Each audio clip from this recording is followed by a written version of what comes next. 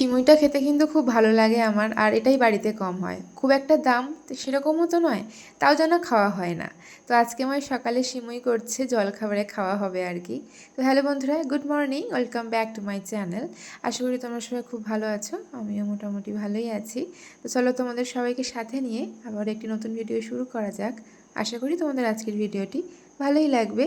আমি এখন চালটাকে বস্তা থেকে বালতির ভিতরে ট্রান্সফার করলাম, কারণ বালতিতে একদম চাল শেষ হয়ে গিয়েছিলো। ভাতটা বসিয়ে দিলাম, চালটা যখন বের করতে বসেছি আর কি, সেই জন্য। আর দিনটি ছিল বৃহস্পতিবার। তো দুধ নিয়ে নিয়েছি, এই যে দেখো, এটা 1 পোয়া দুধ। এরকমই প্রতিদিন নেওয়া হয়, একটুখানি পারমাত্রায় ঢালা হয়, আর তারপরে যেটুকু থাকে ওই হাঁড়িতে জমতে থাকে। আর এই ফুল দিয়ে গেছে কাকু।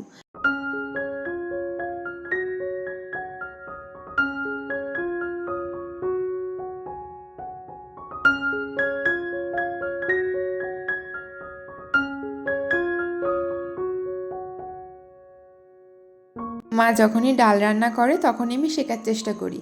তো আজকের আমি একটু করার চেষ্টা করছি। ওই যে এইভাবেই মা করে, প্রথমে জলে এভাবে ডালটা দিয়ে দেয়, তারপরে সর্ষের তেল দেয়, নুন দেয়, হলুদ দেয়। তো আমি যেটুকু বুঝলাম সেটুকু পরিমাণ মতন দেওয়ার চেষ্টা করছি। তো এইদিকে এখন খাবারটা খেয়ে নেব, ওদিকে ডালটা বসিয়ে দিয়েছি, মানে এখন তো ডালটা ফুটবে, তো ততক্ষণে আমার খাওয়াটা হয়ে যাবে। খেতে খেতে তো মা কতগুলো কাজ করে, তবে খেতে খেতে আমি অতগুলো কাজ একসাথে করতে পারি না। তবে এই যে ভিডিও করি, কাজ করি, এটা করতে পারি। তবে আমি আর বোন যখন একসাথে খেতে বসি তখন আমাদের খাওয়াটাই শেষ হয় না। কখন যে কোথায় টাইম চলে যায় বোঝাই যায় না। সেটা জল খাবার হোক, বা দুপুরের খাবার হোক, বা রাতের খাবার হোক, বাজবে তো অনেক, মানে কটা যে বেজে যায় কিছু ধারণাই থাকে না। মানে সারাদিনে যা যা হয় না হয়, তো এত গল্প করি আমরা ওই খেতে বসার টাইমটুকু, যে তারপরে অর্ধেক গল্প তো যেন রয়েই যায়, হলোই না এমনই মনে হয়। ওদিকে শিম ভাজার গাজর ভাজাটা হয়ে গেছে বলে নামিয়ে দিয়ে চলে এসেছি। আমাদের বাড়িতে আলু আর পেঁয়াজটা বেশি খাওয়া হয়, তাই বারবার শেষ হয়, বারবার কেনা হয়, তাই না বাইরে রাখা হয়ে যায়। তো আমি ভাবলাম ওভাবে রাখলে তো একদম ভালো লাগে না, ছড়িয়ে ছিটিয়ে থাকে, তাই ফ্রিজের ড্রয়ারে ঢুকিয়ে দিলাম। আর এদিকে মা আজকের এই লাউ ডালটা করলো, আমি জাস্ট ওইটুকু সেদ্ধর কাজ পর্যন্ত করেছি, তারপরে আর কি মা বসিয়ে দিয়েছে লাউ ডালটা। কারণ এদিকে আমার একটু কাজ ছিল। নারকেলটা আমি এখন কুড়াবো, যে কি অবস্থা কি বলবো তোমাদের, অনেক দিন ধরে বাইরে রেখেছিলাম, পুরো পচে গেছিলো। নারকেলটা ভালো করে আগে ধুয়ে নিয়েছিলাম, ধুয়ে আর কি কুড়িয়ে নিলাম, কারণ যা গন্ধ বেরোচ্ছিল। আর এই এখন মা মাছের জল পাল্টাবে বলে সব ল্যাঠা মাছগুলোকে ঝুড়িতে ঢেলেছে। আর কীরকম করে লাফালাফি করছে দেখো মাছগুলো।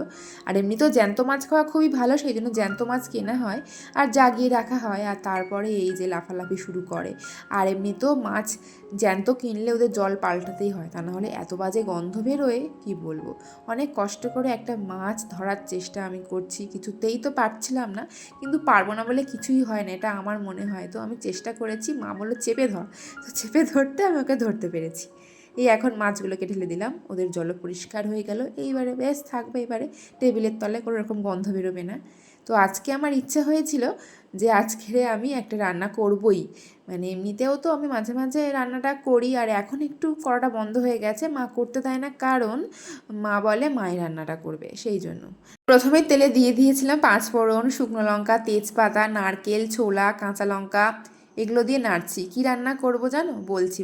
তার আগে তোমাদেরকে আমি বলি যে আজকের এখানে খুব ভালো রোদ উঠেছে। আগের 2 দিন ভীষণ বাজেভাবে বৃষ্টি হয়েছিল, আর ভীষণ জোরে জোরে মেঘও ডেকেছিল। তোমাদের ওখানে কাদের কাদের ওয়েদার ঠিক এরকম চলছে আমাকে অবশ্যই কমেন্ট করে জানিও। আজকে করব নিজে হাতে নারকেল দিয়ে কচুর শাক। এর আগেও আমি কচুর শাক করেছি, কিন্তু নারকেল দিয়ে কখনো করা হয়নি। আর নারকেল দিয়ে কচুর শাক খেতে কিন্তু বেশ ভালোই লাগে।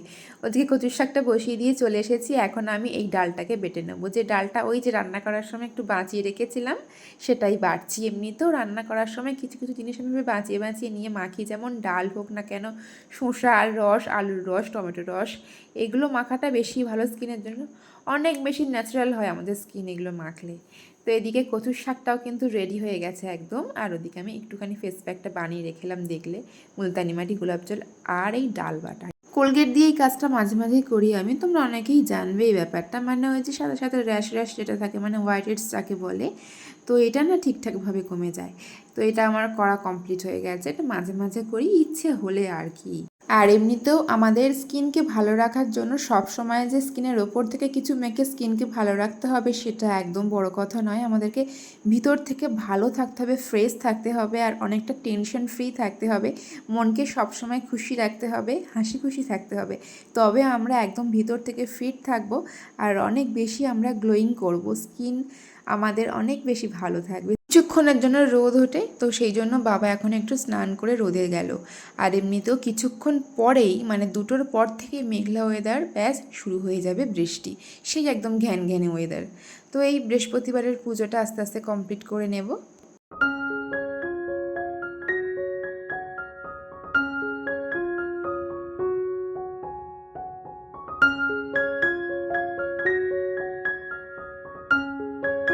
করজোড়ে লক্ষ্মীরেশ মন্দিরে শিবার কথা এক কহিমাগো তোমার গোচর নরলোকে পানি মাগো চাহো একবার মাতৃভাষী অনভাবে করে হাহাকার। যখনই প্রসাদে কলা দিই তখন খোসাগুলো আর বাইরে ফেলি না, এভাবে ছোটো ছোটো করে কেটে আর এভাবে কৌটোতে বন্দি করে রাখি। এই জলটা গাছের গোড়ায় দিই, দিলে না ভালো ফুল হয়। আর এমনি তো এর থেকে আর ভালো সার কিছু হয় না গাছে বড় বড় ফুল ফোটার জন্য। তোমরা কারা কারা এরকম গাছের গোড়ায় কলার খোসার জল দাও আমাকে কমেন্ট করে জানিও। এখন খাবার বেড়ে দিচ্ছি বাবাকে। আজকে রান্না হয়েছিল কি তোমরা তো মোটামুটি জানো, ডাল হয়েছিল, একটা ভাজা হয়েছিল, আর ওই যে বানালাম নারকেল দিয়ে কচুর শাক। তারপরে একটু ছাদে চলে এসেছিলাম রোদের আশায়, রোদকে আমি দেখতে পাচ্ছি না কিছুতে, এত বেশি মেঘ করে এসছে, দেখো এক্ষুনি বৃষ্টি পড়বে পড়বে ভাব, তো কী করবো, আর চুল শুকাবে না, তাই নিচে চলে এসেছি, খেতে বসে গেছি। এমনিতেও অনেকটা খিদে খিদে পাচ্ছিল, তো সেই জন্য ভাবলাম আর দেরি করে লাভ নেই। চুল ছেড়ে নাকি খেতে নেই, এটা কেন, মানে কি কারণ আছে এর পিছনে, কেন খেতে নেই চুল ছেড়ে আমাকে তোমরা কমেন্ট করে জানিও যারা জানো। আসলে আমার চুল না কিছুতেই শুকায় না, তাই বেশিরভাগ সময়টা খেতে বসে আমার চুলটা না খোলাই থাকে, ক্লিপ দিয়ে শুধু আটকে নিই। কচুর শাকটা মোটামুটি ভালো হয়েছে। আর এই দেখি বৃষ্টিও শুরু হয়ে গেছে, দেখো শিয়াল মামার বিয়ে হচ্ছে, মানে এই রোদ হচ্ছে আর বৃষ্টি হচ্ছে, কি বলবো, এরকম হচ্ছে কিছুদিন ধরেই। আর এইবারে আর কি, চারিদিকটা অন্ধকার অন্ধকার হয়ে গেছে, জামা কাপড়গুলো যা ছাদে ছিল সব তুলে নিয়ে চলে এসেছি, এখন শুধু এখানে মেলে দেবো। একেবারে জল জল অবস্থায় নেই, অনেকটাই সব জল টল ঝরে গেছে, শুধু এখন একটু জামা কাপড়গুলো এখানে মেলে দেবো, একটু একটু করে অন্তত শুকিয়ে আসবে। আর এখন এখানে মশারিটা টাঙাচ্ছি কেন, তোমরা নিশ্চয়ই বুঝতে পারছো। আর এই মশারিগুলো তোমরা কারা কারা ব্যবহার করো আমাকে জানিও তো। এটা না বেশ ভালো, মানে যখন তখন যেখানে খুশিভাবে টাঙিয়ে দেওয়া যায়।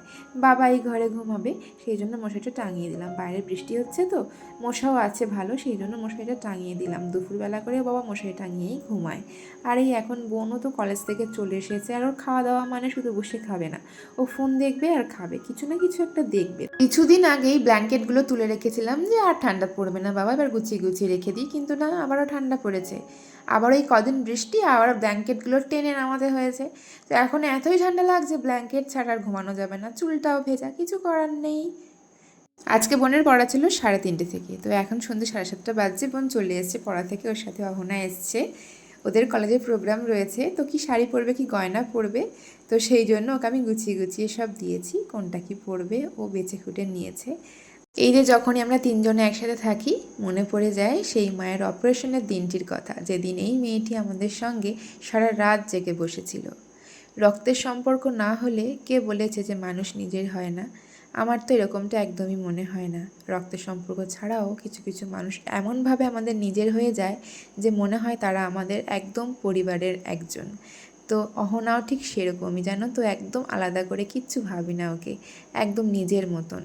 আমাদের বাড়ি থেকেও যেমন ওকে দেখি আমরা নিজের মতন করে, ঠিক ওদের বাড়ির সবাইও আমাদেরকে একদম নিজের মতন করে দেখে। তোমাদের সাথে কথা বলতে বলতে এদিকে মায়ের রাতের খাবারটা আমি বানিয়ে নিয়েছি, গোলা রুটি করে নিয়েছি, কারণ আমার হাতে একদম টাইম নেই যে এখন রুটি বানাবো, ভীষণ পরিমাণে কাজ রয়েছে, মানে এডিট করার কাজ। আর এডিট করার কাজ মাথায় একবার আমার থাকলে মানে সে যে কী টেনশন, কখন আমি এডিট করব, কখন ভয়েস ওভার করব, সে টেনশনের মতন বড় টেনশন আমার কাছে আর কিচ্ছু থাকে না। চলো তোমাদের সঙ্গে একটা ইম্পর্ট্যান্ট জিনিস শেয়ার করা যাক। তোমাদের সঙ্গে এমনিতেই আমি সবটুকু শেয়ার করি, যেটুকু সম্ভব হয় শেয়ার করার চেষ্টা করি। তো চলো এটা দেখে নাও, এটা হচ্ছে আমাদের বাড়ির প্ল্যান পাস হয়েছে সেটাই। এখন জানো তো একটু একটু করে মনে হয় যে যাযাবর জীবনটা আমাদের যেমন ছিল এরকমটা হয়তো আর থাকবে না, কিন্তু বাড়ি করা কি আর মুখের কথা বলো, অনেকটা টাকা দরকার। তবে চেষ্টা বাবা তো খুব করছে, তবে বাবার উপর তো সবটাই। তবে তোমরা যদি পাশে থাকো তাহলে হয়তো একটু আমিও পারবো বাবার পাশে থাকতে। তো চলো বন্ধুরা, আজকের ভিডিওটা এইটুকুই। কেমন লাগলো জানিও। দেখা হচ্ছে তোমাদের সঙ্গে আবার একটা নতুন কোনো ভিডিওর সাথে।